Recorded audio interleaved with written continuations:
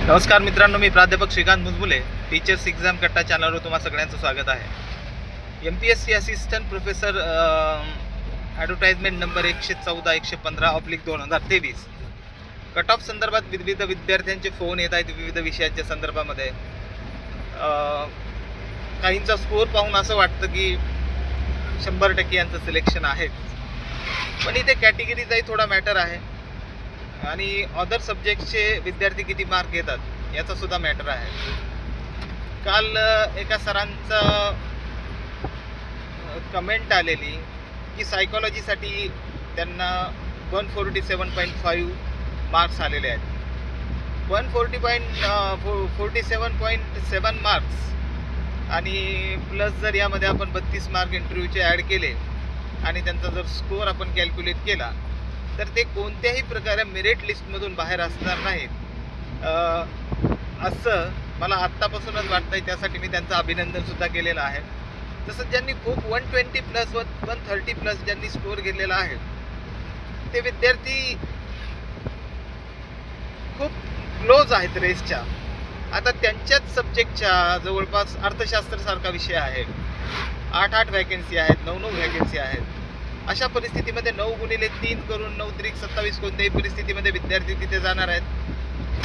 Vacancy जर आपण reservation प्रमाणे जरी नाही काउंट केल्या, 2-2 व्हॅकन्सी जरी आपण प्रत्येक कॅटेगरीला केल्या तरी टॉपचे जे विद्यार्थी आहेत असे 2-3च विद्यार्थी असतात ज्यांनी 140+, 150+, 160+ असा स्कोअर केलेला असतो आणि मग त्याचाच प्रोपोगंडा होतो आणि मग सर आम्ही कुठे कॉम्पिटिशनमध्ये नाहीत का असं वाटायला लागतं. ध्यानात ठेवा, कॅटेगरीच्या व्हॅकन्सीज या कॅटेगरीला राहणार आहेत.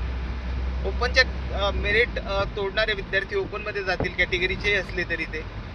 आणि मग अशा परिस्थितीमध्ये कॅटेगरीच्या कॅन्डिडेटचा स्कोप हा वाढतो, ही गोष्ट लक्षात ठेवा. त्यामुळे 120+ विद्यार्थी असणारे इंटरव्ह्यूला जातीलच, कारण कोणत्याही विषयाला सहसा 4 व्हॅकन्सीजपेक्षा कमी व्हॅकन्सीज नाहीत. 2-3च विषय 214 आपलं 114 2023 अशा आहेत ज्यांना 2-3 पेक्षा व्हॅकन्सीज कमी आहेत. त्यामुळे ज्यांनी 110, 120 स्कोअर केलेला आहे, 110चं तरी थोडाफार आपण जर कॅटेगरीमध्ये नसतील आणि त्यांचा विषयाला विद्यार्थी आलेले हाही महत्त्वाचा भाग आहे. चांगला स्कोअर नसेल किंवा असेल, दोन्ही बाबती ग्राह्य धरायच्या आहेत की एखाद्या कॅटेगरीचे जर विद्यार्थीच नसतील आणि त्या कॅटेगरीतल्या विद्यार्थ्यांचा टॉपचाच विद्यार्थी जर 110ला असेल तर तो त्याच्या मेरिट यादीमध्ये टॉपलाच राहणार आहे, हे गृहीत आहे. त्यामुळे टेन्शन घेऊ नका. 100+ उमेदवारांनी मुलाखतीची आशा ठेवायला काही हरकत नाही.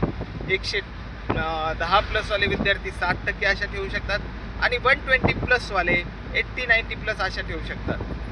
आणि 130+ वाला प्रत्येकजण इंटरव्ह्यूला जाईल, एखादा अपवाद सोडता.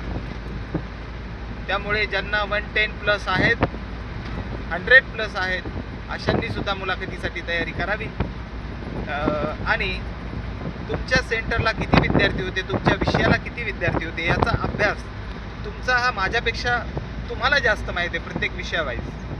त्यामुळे आणि तुम्ही प्रत्यक्ष त्या ठिकाणी एक्झामला गेलेले होते, त्यामुळे ते वातावरण आठवा, ती वेळ आठवा आणि तुमच्या सेन्सेस काय सांगतात तुम्हाला ते आठवून पुढच्या तयारीला लागा.